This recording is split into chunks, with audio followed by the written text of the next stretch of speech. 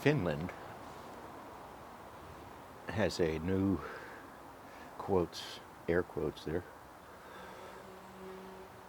repository idea for nuclear waste. Onkalo. So it's in, if you look in the press for it, it is something new and something special and never thought of before. It's earth-shattering game changer for the nuclear industry. For Finland, it is. They don't have the mixed oxide waste that our nuclear industry generates. They don't have the sheer volumes or amounts that our industry generates and has sitting for decades now. So, what is unique about Onkalo, or what's of note about Onkalo? I don't know that I could disagree with it, other than what else do we do with this nuclear waste? Argue about it for decades now. Forgotten stories. The industry just waited us out. But check it out. 100,000-year assessment. So somehow they've decided that wherever they store this has to be safe for 100,000 years. That means that the rock, which there's no other choices with these materials.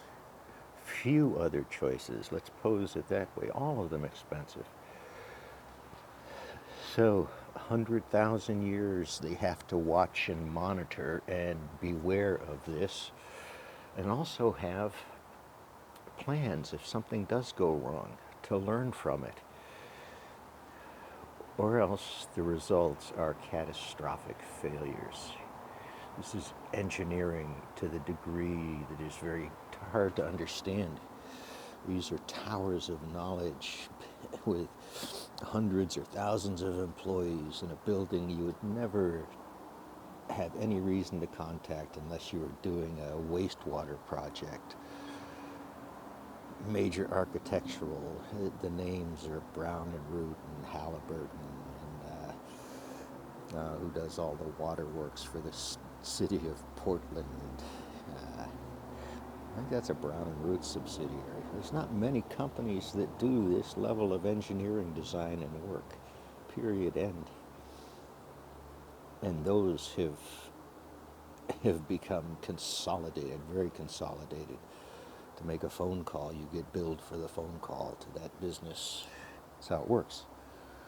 So, 100,000 years this nuclear waste has to be sit. People sat around and thought about what do we do about this?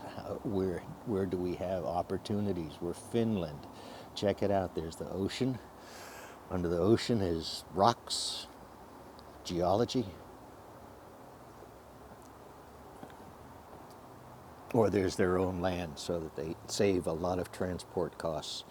So they analyze the geology, the physics, the geophysics, the potential for someplace to be untouched, unaffected for a 100,000-year time span. Where else does this work? You ever followed flood zones, flood plains, flood mapping because you live in a flood risk area or have been flooded? They're based on 10, 5, 10, 50, 100-year, 1,000, 100-year, maybe a few generation estimates or whatever. It depends on where you are geologically, how well those surveys are done and understood. So, 100,000 years. How many generations in 100,000 years? Generation is, about 28 years now? Maybe it's safer to say 35 just for a number. 35 years is how many generations in 100,000 years? But this is the forethought, the engineering principles and discipline put into trying to discover that place, because to do nothing is untenable.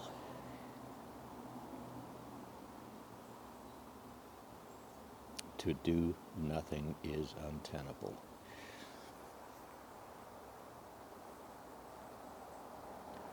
So this isn't new This is not some breakthrough, some miracle in nuclear safety and storage. This is an old and studied area of geology.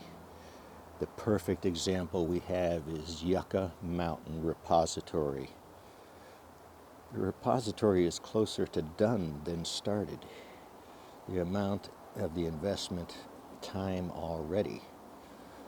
Do you know the history of repositories and some of the problems in this deep earth storage if due diligence is not done?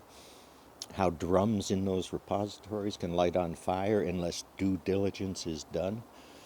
So Finland decided on 100,000 years of due diligence, watching a potential risk that could wipe out their nation and the nations around.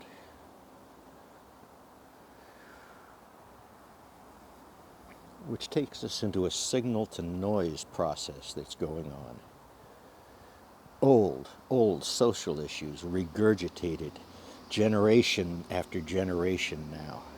Our education system thrown into strife because of beliefs instead of reason and physics and science and understanding how some things work. The amount of noise dispersed into the Earth's systems itself, and why we can't focus, which I'm a victim of. Peace is out. If you want to hear more, say more.